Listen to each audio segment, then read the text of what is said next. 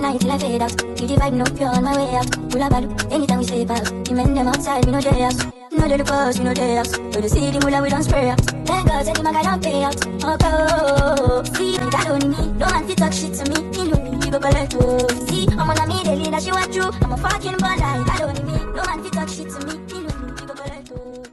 Hey guys, it's your boy T. I'm back again with a new video. I'm going to be talking to you about my struggles in mental health growing up as a child within football. It all started from when I was at Peterborough and I got released. Now, I did speak about this prior on the other videos, but I want to go more into depth on this video here. I struggle a lot with rejection. Now, with me, it changes the whole behaviour. So if I get rejected by something, I feel like I don't want to do it again because I don't want to feel that feeling again. As a guy, I feel like it's very difficult for a guy to express himself. I feel like in this world, this day and age, I say, in society, guys struggle to express themselves and feel like they can't express themselves because it makes them less of a man. And I was one of the victims where I used to think the same thing. So I used to bottle up everything, and when it came to football, like when I got rejected, for example, when I got released, I didn't know how to move forward from it. I struggled with a lot of things. For example, I got sent to so many other clubs after. I just couldn't find my feet.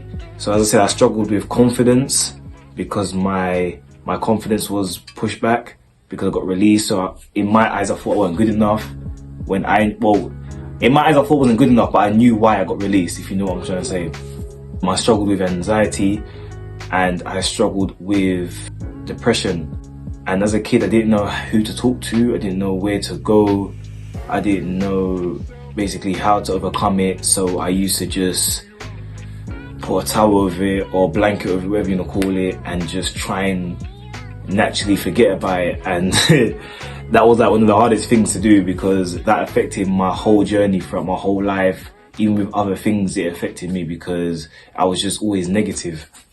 It was just a very difficult path.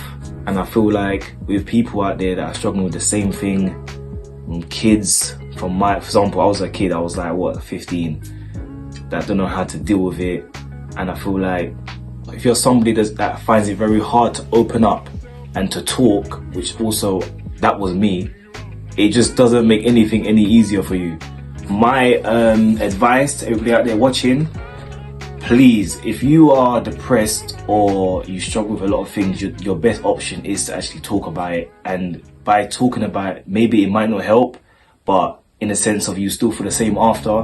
But if you talk about it, somebody could maybe push you forward to somebody that could actually help you. Now, if I was that guy that went for help, I don't actually like asking for help either way with anything. Again, that was also my downside.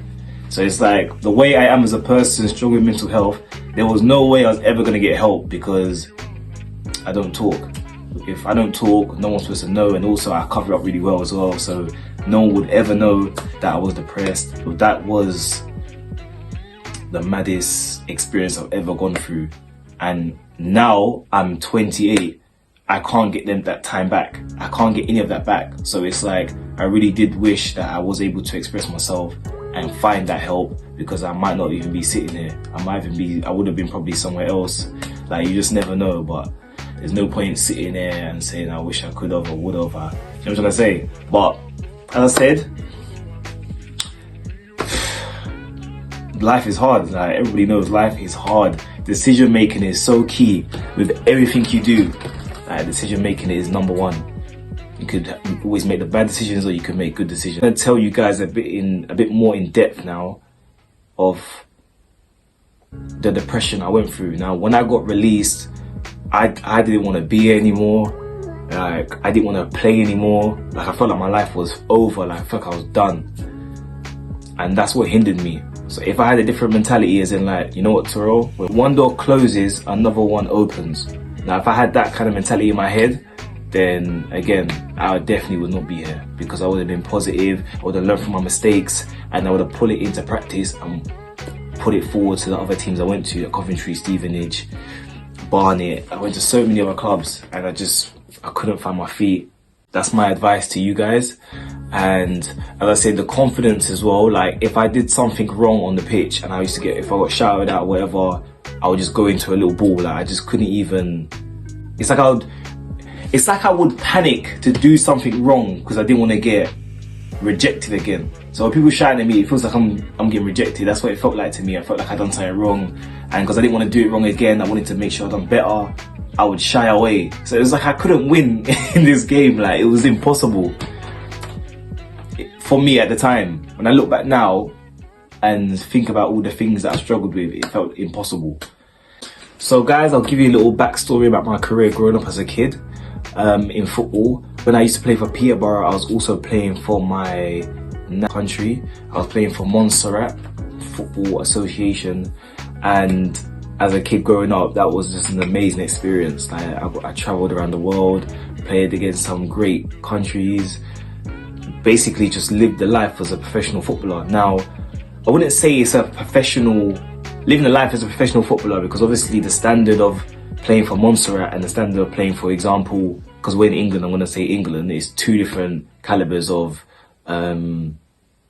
professionalism, and also obviously the money in what England have and the money that Montserrat have is going to be a completely different experience. But from my level of playing football, it was amazing.